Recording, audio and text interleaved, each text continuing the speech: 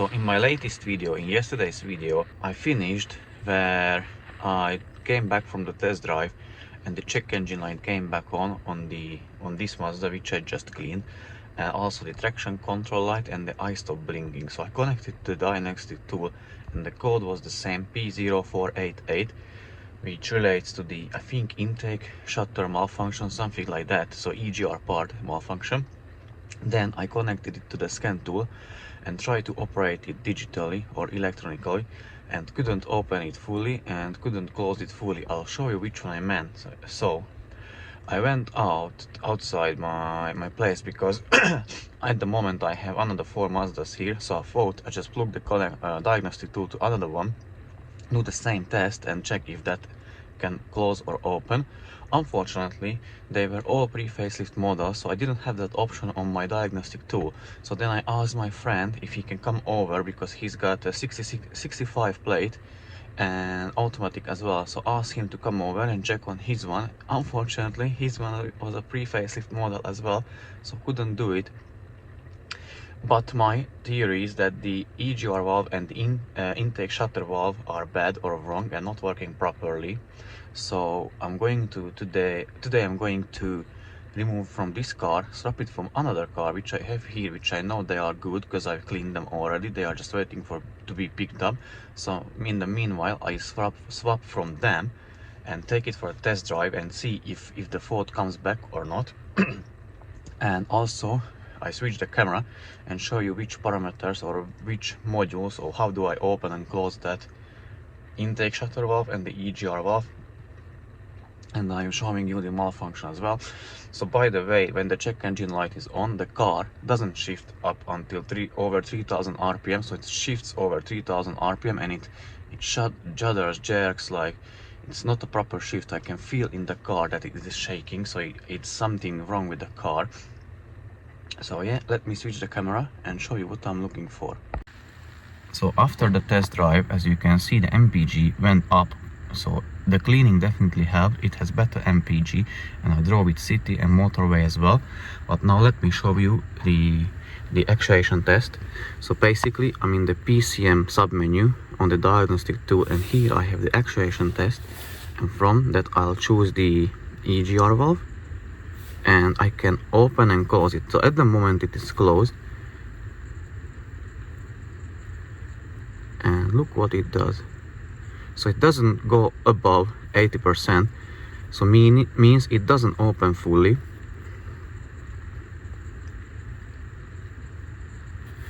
And if I go back, here is the cooler bypass valve. This one works properly.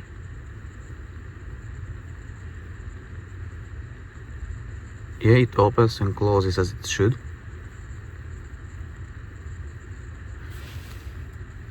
And there is the intake shutter valve. Again, doesn't open fully.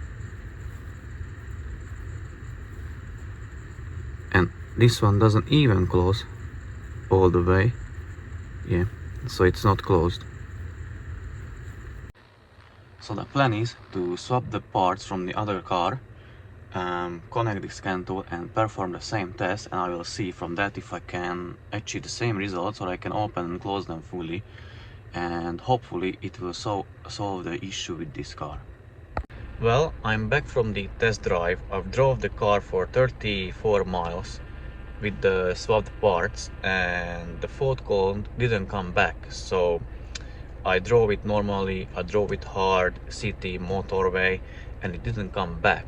And also the MPG today is great, 46 MPG. I'll show you when I switch the camera, but it is showing 46 MPG, which is great. Yesterday, well, after the test drive, it had only 36, so mid 30s. Now it is mid 40s. It's great. It's a huge improvement in my opinion. So even though when I swapped the parts, I connected the scan tool, tried to move the EGR or open and close, still return the same values. I'll try it now. Once I switch the car off, I'll try it one more time. I'm curious to see if I can open it or not, and I will even ask my friend who's got a 66 plate Mazda to come to my place and check his one, if I can open on his one or not. I'm really curious to see, because I can't really prove my theory, but I guess that the parts, the intake shutter valve and the EGR valve were bad. I don't know which one, maybe both, maybe one of them. I'm not 100% sure, and trust me, I don't really want to find it which one was bad. I mean, like, I could swap one again back and then take it for a test drive and check if the fault code comes back, but it takes time, which I don't really have at the moment. So yeah, the owner has to get a used parts. Anyways, I'll take it for another test drive once I finished working today. So I'll take it maybe 1 hour. I even do more miles and see if the code comes back or not. But I think we solved the issue. So yeah, now let me switch the camera and then I'll try to do the diagnostic again and check if I can operate the EGR and the shutter valve open and close. As I said, after the test drive, no check engine light, nothing. MPG 46, 33.7 miles done on this trip. So yesterday was around 36, 35 MPG. Watch the latest videos, I can't really remember. And let me plug the diagnostic tool on and check if I can operate the EGR valve and the anti-shutter valve. Well, the diagnostic is connected, and again, even though after the test drive I still cannot fully open or close it, as you can see, it doesn't go higher than 82.5, but still the car runs as it should. Well, I can try to start up the car and maybe try it that way. So let me do that and see if I can open it a bit more or not. No, even with the car running, same result. I cannot open it more. But yeah, I'll check it on my friend's car if I can, if he has got the facelift model or the same model, which I can operate the valve separately by the tool. So I'll report back, but I still think either, like, I guess the valve, the EGR valve and the shutter valve, or one of them or both of them, I'm not sure, they were sticking or something. So even though the ECU requested it to open to a certain degree, it didn't open. That's why it can, like, be the answer for the better fuel mileage as well. So I really hope this fixed the issue, so the owner only need to get the used parts. I'll fit it for him, and then he can take the car away and then have with it another lot more happy miles.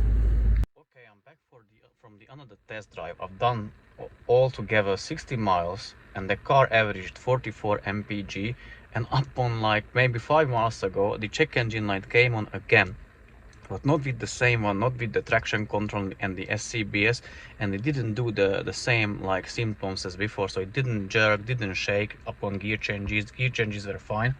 It only lost power. So initially I thought it may come back with the P0101 fault code, or maybe for the pressure sensor fault code. So now I'm at home and now I'm checking the fault codes, and let me switch the camera and show you what I found out. So the car is not running at the moment. There is, like, I've done 60 miles and 44 mpg, but when the check engine light came on, the fuel mileage or the range dropped significantly. And here I'm at the scan code reader, and I've got the two fault codes, and I checked already with live data when the car was running, and the exhaust pressure sensor was showing above 200 kPa, which is a lot. So now I want to check with the ignition, with the engine turned off, what it is showing at the moment. And I suspect that the sensor is bad, and as the client already had one boat, so it just needs a replacement. So probably I'll fit it for him tomorrow and then do another test drive. Well, let me just check the live data for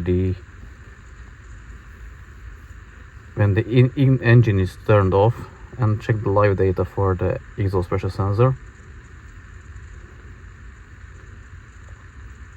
Yeah, as you can see, it is moving, and weird numbers, extremely high. I'm even like I can't understand why is it not showing in red when this is above, like the range is supposed to be between 0 and 150.